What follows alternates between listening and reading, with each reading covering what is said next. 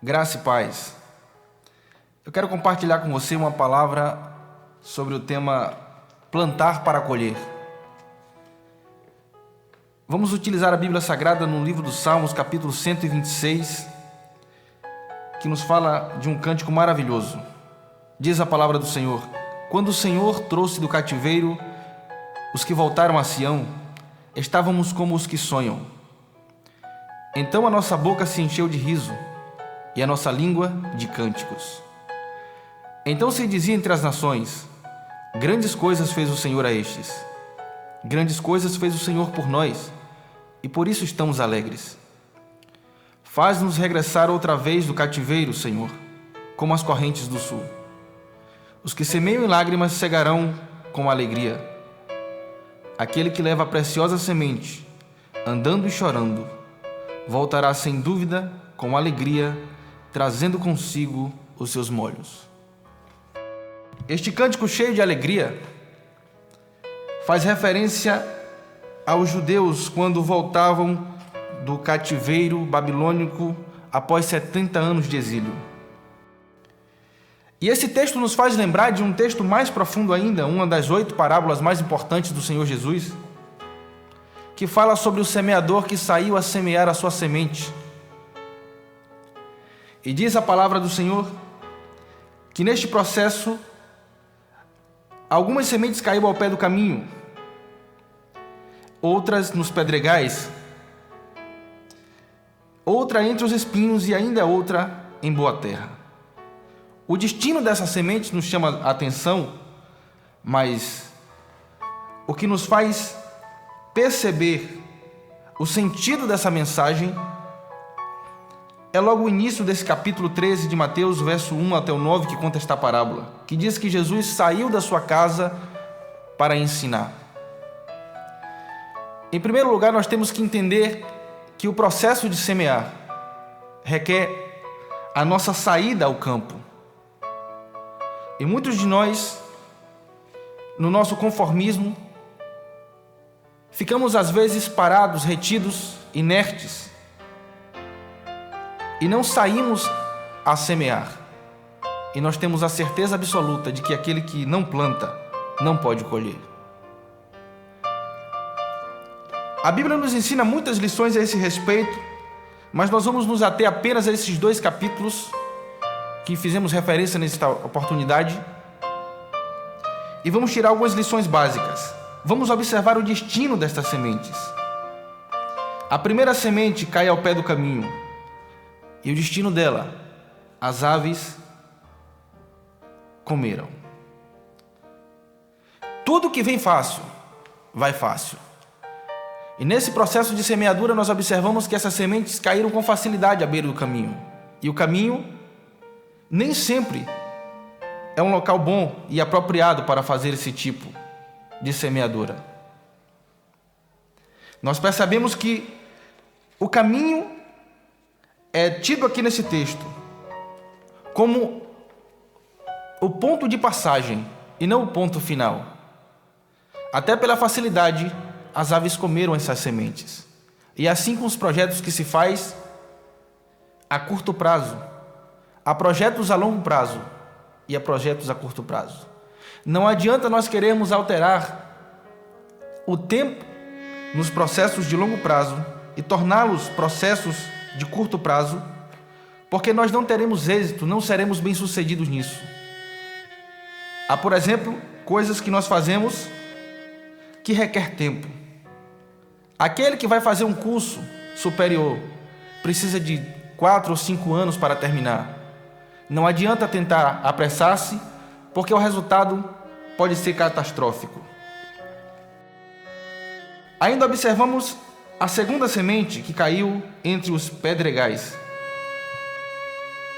Não havia terra suficiente, ou seja, não havia instabilidade, não havia um propósito firmado para que isso acontecesse. Ela foi semeada num local inadequado.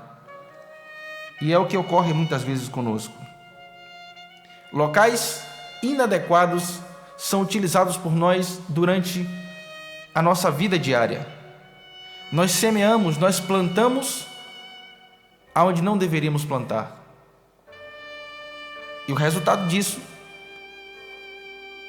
é um crescimento que provavelmente lá na frente deverá ser retido, abortado. Temos a terceira semente, que fala que caiu entre os espinhos. E os próprios espinhos sufocaram essa semente. E esta oportunidade é maravilhosa para nós colocarmos aqui o que tem acontecido com muitos cristãos nos dias atuais. As riquezas têm sufocado muitas pessoas. Muitas pessoas têm entrado pelo caminho da aparência, do status. E acabam por se desviarem, porque o seu pensamento está nas coisas terrenas, está nas coisas materiais.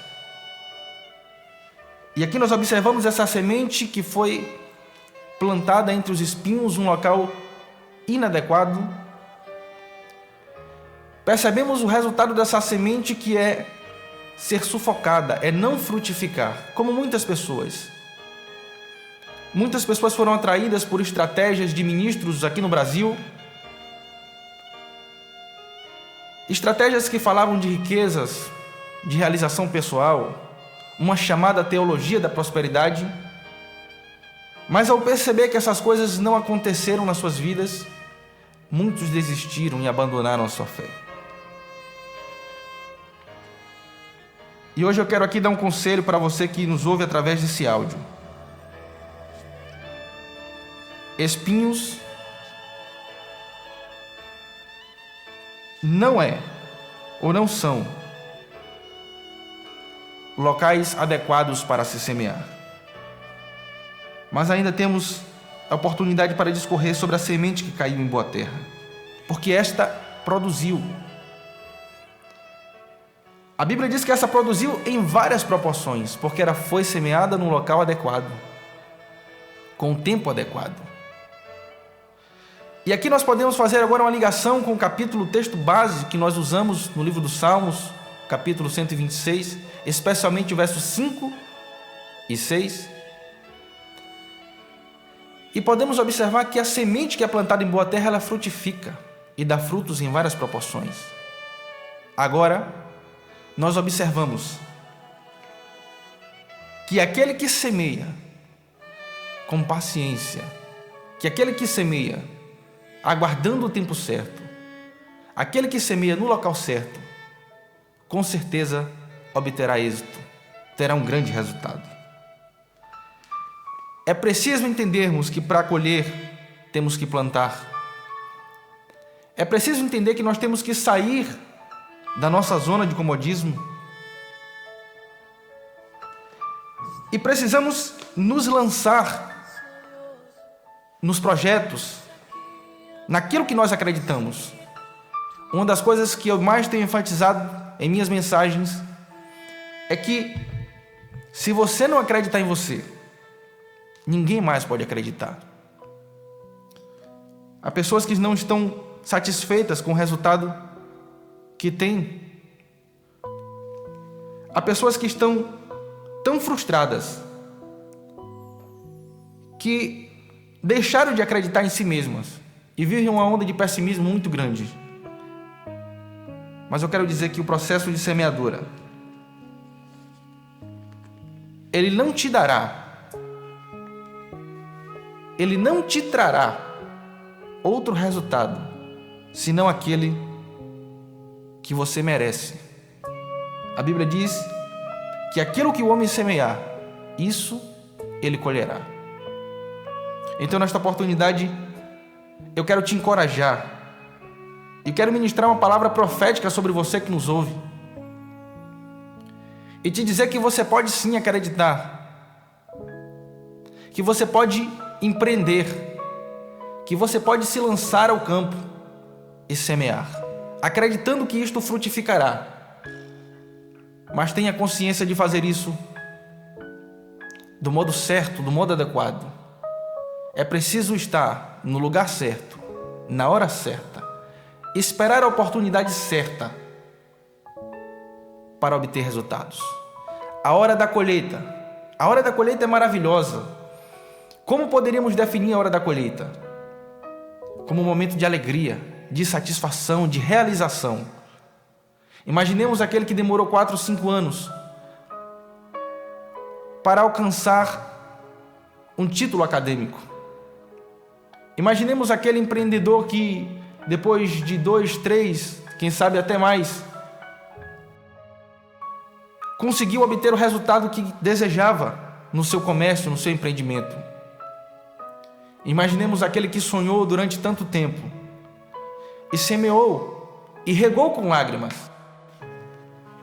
Quando chega a hora da colheita, esta pessoa se sente realizada, essa pessoa se sente completa. E é assim que podemos definir a hora da colheita, a hora da realização, a hora de usufruir daquilo que em todo o tempo se fez. Mas é necessário entendermos que para ter esse resultado é preciso trabalhar, é preciso plantar, é preciso se lançar ao campo, é preciso acreditar. Todo aquele que planta passa por momentos difíceis, como a seca ou a chuva fora de época, ainda as pragas, mas é necessário que esta pessoa que planta continue acreditando para que um dia possa colher. Desistir nunca foi sinônimo de vitória. Aquele que persiste é o que vence. E é por isso que em toda extensão bíblica você vai ouvir os cristãos falarem de uma palavra muito tradicional, chamada persistência. A persistência é que nos leva a colher os frutos do que nós plantamos. A persistência é que leva a pessoa que está estudando a completar o seu curso.